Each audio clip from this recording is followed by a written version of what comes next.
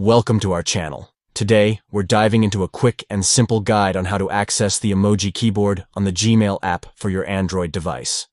Emojis add a fun and expressive touch to your messages, and with this updated process, you'll be adding them in no time. Let's get started. First, grab your Android device and open the Gmail app. If you don't have it yet, make sure you download it from your app store. Next, look for the chat icon at the bottom of your screen. It's where all your conversations come alive. Tap on it to view your chats. Once you're in the chat area, find the conversation you want to sprinkle with some emojis. Open that chat and get ready to express yourself.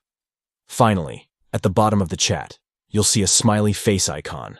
Tap on that, and voila! You now have access to the emoji keyboard. Browse through the colorful emojis, find the perfect one, and add some flair to your messages before sending them off. That's it.